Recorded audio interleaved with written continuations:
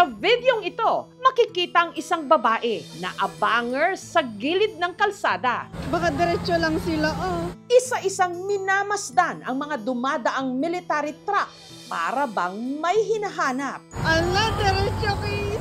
Ay, ayun sila, Hanggang sa ang isa sa mga sundalong sakay ng truck, kinawayan siya. At may pa-flying kiss pa. Sana all ate may flying kiss. Nabubuhay na lang ako sa mundong ito para mainggit sa relasyon ng iba. Si ate girl, kumaway na rin habang papalayo ang sasakyan. Nalulan ang sundalo na kanya palang nobyo. Bakit ganito ang nadarama? Magkita lang kita ng isang saglit. Matagal na raw kasi silang hindi nagkikita mula nung nadistino ang kanyang military man sa Nueva Ecija. Ang babae sa video, taga Cabarrogues, Quirino Province, si Casey. Ang kanya namang tagapagtanggol, ang 9 na buwan pa lang sa serbisyong si Daryl. Nasa isang bansa lang kami pero parang OFW na din po siya kasi minsan lang din po kami magkita. Dahil madalang silang magkita, laking tuwa ni Daryl nang kamakailan lang nabalitaan niyang babiyahe ang kanilang grupo Patugegaraw. Sakto kasi na mapapadaan sila sa Cordon Isabela na 1 oras lang ang layo mula kina Casey sa bayan ng Cabarrogues. Nung oras na yun, ma'am, malakas na yung ulan. Kaya sinasabi ko sa kanya nun, ma'am, na huwag ka nang pumunta. Baka diretso lang sila, At dahil 1 buwan na raw silang hindi nagkikita, ang nobya niyang si Casey, hindi inalintana ang sama ng panahon. Hindi po niya nasabi na anong oras po sila dadaan. Hindi po sure na madadatnan namin sila doon. Yun na po yung pagdating nila na dumaan na po sila. Dahil sa'yo, puso ko'y sumasayaw. Sakto nung padaan na kami doon, wala nang ulan, ma'am. Andun sila nakaabang kahit na konting segundo, ma'am, na pagkikita. Masaya na kami, ma'am. Nakakakawa, nakakaaliw, nakakakilig, nakakabaliw. Sina Casey at Daryl, hindi raw talaga magkakilala. First niya daw po ako nakita sa gym po ng San Marcos. Nakita ko siya na sobrang ganda. Na-love at first sight ako sa kanya.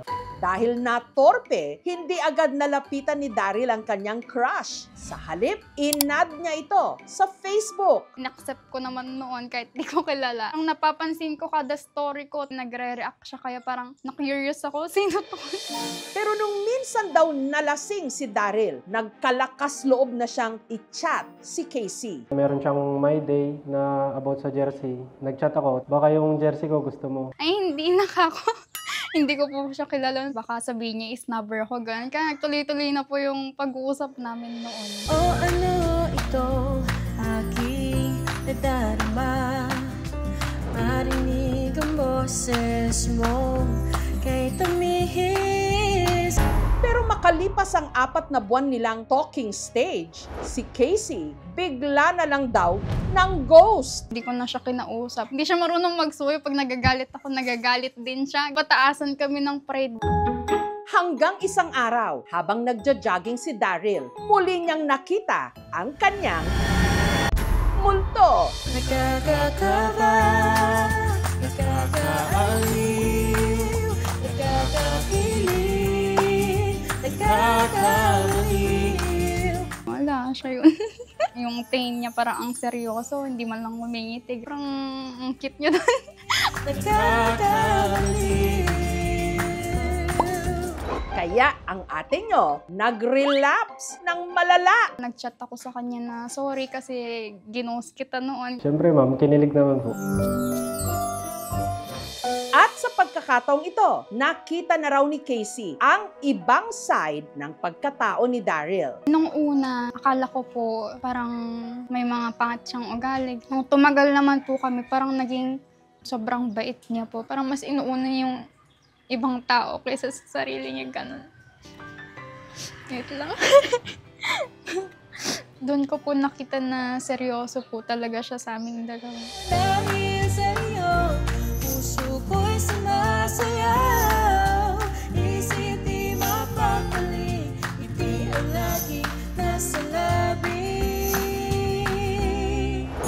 Kaya wala nang pagpapakipot pa. Sinagot na ni Casey si Daryl. Nakakakaba, nakakaaliw, nakakakilig, nakakabaliw. Parang destiny na po yun na may gap na nangyayari noon. Na kahit anong iwas mo kami pa din talaga yung ni Lord. Si Daryl din daw ang gumawa ng paraan para matuloy ni Casey ang kanyang pag-aaral na kumukuha ngayon ng kursong Bachelor of Science in Criminology. Napagdesisyonan ko siyang pag-aralin kasi parehas kami na may plano sa buhay. Pero ang kanilang pagsasama, nasubok ng si Daryl, naging sundalo na nga. Nag-start po yung training nila ng 4 months.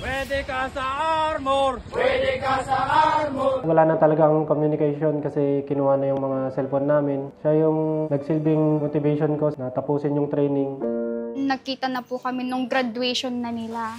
Pero hindi pa raw doon natatapos ang kanilang LDR. Si Daryl kasi, sunod namang nadistino sa Nueva Ecija. Pag may mga events, birthday mo, ganyan, or birthday niya, hindi mo na siya nakakasama. Pero naiintindihan ko naman. Pag namimiss ko si Casey, tinititigan ko na lang yung litrato niya sa pitaka ko. Yun yung nagsisilbing motivation ko. Sa kabila ng sitwasyon nila ngayon, sina Daryl at Casey going strong. Sa lahat po ng sakripisyo na nagawa niya namin, malapit na ako graduate sa awa ng Diyos. Kung anong pangarap mo na maabot, andito lang ako palagi. Pero kailan kaya muling magkukrus ang landas ng dalawa? Nito lang Biyernes, si Daryl pinayagang mag-leave sa trabaho. Excited ako makita yung reaction niya na makauwi ako doon sa amin. Sabi ko sa kanya na third break ako, kaya matatagalan pa ako makauwi, mga 2 buwan pa. Kaya sa pagkakataong ito, hindi na lang sila sa flying kiss magkakasya. Mahal! Nakakakaba, Ang kilig to the bones nilang pagkikita, susunod na. nakakakilig, nakakabaliw. Maraming kinilig sa viral videong ito. Isang babae ang abanger sa sundalong sakay nang dumara ang military truck na may pa-flying kiss pa sa kanya. Siya si Private Daryl Dulawan, na nobyo pala ni Ate Girl. Nasa isang bansa lang kami pero parang OFW na din po siya kasi minsan lang din po kami magkita. Nakadestino kasi si Daryl sa Nueva Ecija, habang si Casey naman nag-aaral sa Quirino Province. Dahil sa trabaho ni Daryl, bihira silang magkita at mag-usap. Pero nitong Biyernes, si Daryl pinayagang mag-leave sa trabaho. Sakto at madadalaw niyang muli si Casey. Ang buong akala ni Casey ay tatakbo lamang siya sa field. Pag nagja-jogging po kasi kami, nag-uusap kami na gigising ng madaling araw.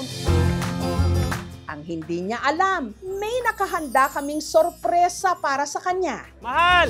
Nakakakaba, nakakaaliw, nakakakilig, nakakaliw, napapakanta, napapaisip, napapangiti, nakakaliw.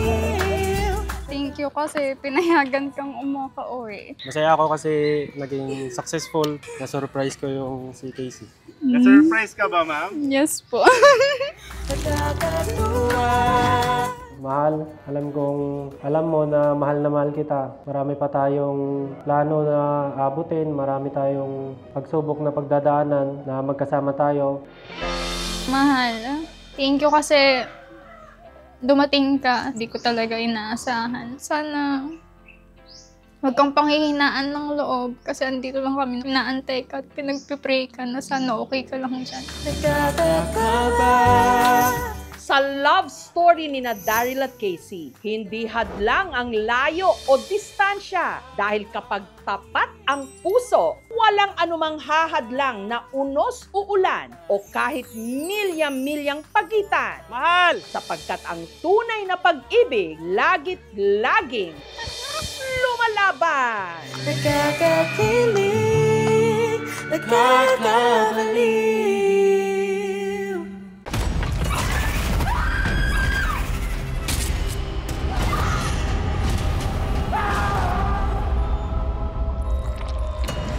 Alangga ko ikaw, Apo. Alangga ko man, Kaula. Ba't ka nagsiman? Maharap ko to eh. Para kay Lola din. Hindi ko na ho alam, hindi ko naiintindihan kung anong nangyari sa kanya. Makakasiguro kayong gagawin namin ng lahat para sa kanya. Wala ka ba talaga nakita, Abner? Wala ka narinig?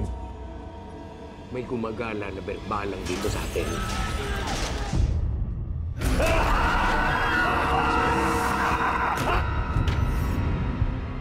Ang mga nangangambang puso't isip, ginagamit yan ng demonyo para kumapit sa kaluluwa ng tao. Alam mo kung sino yung dapat mong ipagdasal na hindi mo makita? Si Pochong. Kumakain ng patay, may mata ng pusa, may pakpak ng pangke, lumalakas kapag kabilugan ng buwan. Mag-iingat ka sa masusunod mo sasabihin. You know about the Pochong? Please refrain from talking about Pochong. Do not attract its attention. Father Rex, yan po bang pinakamatinding sanib na naharap ninyo? Hindi ako titigil hanggang hindi ako nakapaningin. Hindi tayo papatay. Kakampi natin ang Diyos. Huwag gusto mo makita sa akin! Ha? Masusunod ang kaluluwa mo, Silvierno! Mapatawad ang Diyos sa lahat ng lumalapit sa kanya!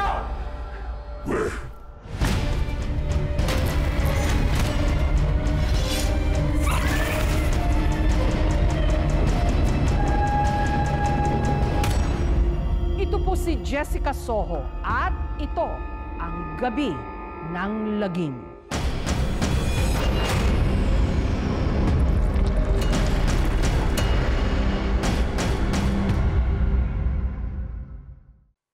Thank you for watching, mga kapuso. Kung nagustuhan niyo po ang videong ito, subscribe na sa GMA Public Affairs YouTube channel.